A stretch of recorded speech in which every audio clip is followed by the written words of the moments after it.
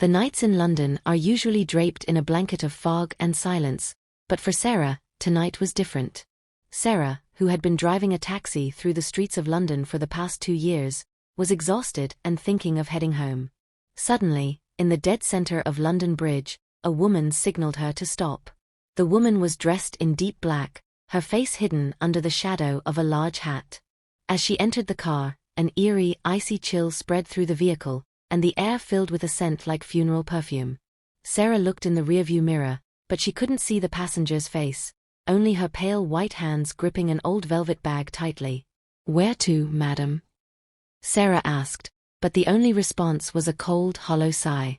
Sarah began driving, but as the car moved past London Bridge, the radio suddenly crackled with static, and an old news broadcast began to play. Exactly 50 years ago today, at this very spot, a bride committed suicide. Her killer remains free to this day. Sarah's heart began to race. She looked in the mirror again. The passenger was gone, but the velvet bag remained on the back seat, dripping with fresh blood. Written in frost on the seat were the words, "You recognized me too late." Suddenly, all the car doors locked automatically. Sarah's eyes darted to the windshield, where the mysterious woman was now standing in the middle of the road, even though the car was speeding at 80 miles per hour. Her eyes glowed like embers, and she pointed at Sarah screaming. But the voice wasn't in Sarah's ears, it was echoing inside her mind, "My revenge begins with you." Sarah slammed the brakes, but the pedal was stuck to the floor. The car was heading straight for a cliff from which there was no return. Sarah pushed the brake with all her might, but the car refused to stop.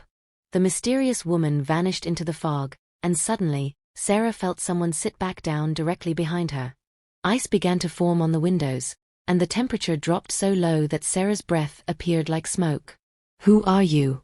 What do you want from me?" Sarah asked in a trembling voice.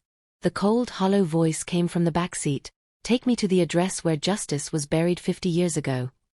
Sarah's hands turned the steering wheel involuntarily. She was now leaving the famous streets of London behind, heading toward an ancient, desolate settlement that didn't even exist on the map. Sarah realized this was no ordinary passenger, but a wandering soul making her part of an unfinished story. They stopped in front of a decaying, ancient mansion. The car doors swung open on their own.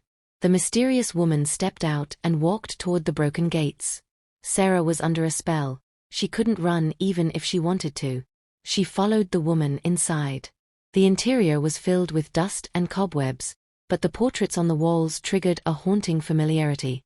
Suddenly, the woman stopped and pointed to a large portrait. It showed her as a beautiful bride, standing next to a man whose face had been scratched out with a knife. "This was my husband, who threw me off London Bridge for the sake of wealth," the woman said, removing her hat. Her face was clear now, but where her eyes should have been, there were only dark hollows. "And you are his great-granddaughter, Sarah. His blood flows in your veins." The ground slipped from beneath Sarah's feet.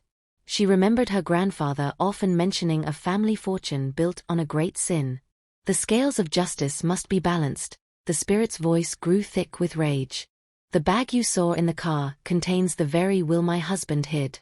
Find it and tell the world the truth, or this journey will be your final destination." With trembling hands, Sarah retrieved the velvet bag hidden in an old chest. As she opened it, she found an ancient document detailing the dark deeds of her family. As soon as Sarah pulled out the paper, the walls of the mansion began to tremble. The spirit looked at Sarah one last time. This time, her eyes held peace instead of anger. "Bring the truth to light, Sarah. Set me free." A loud explosion echoed, and Sarah's eyes snapped open. She was back in her taxi, parked at the edge of London Bridge. Her forehead was covered in sweat, and her hands were shaking. She thought it was all a nightmare, but as she looked at the passenger seat, there lay the old velvet bag, still radiating a faint, ghostly chill. Sarah made her decision. She turned the car around and drove straight toward the police station. She decided to shed the burden of silence her family had carried for 50 years. That night, the ghost of London Bridge vanished forever, but Sarah knew that some journeys never truly end, they just change form.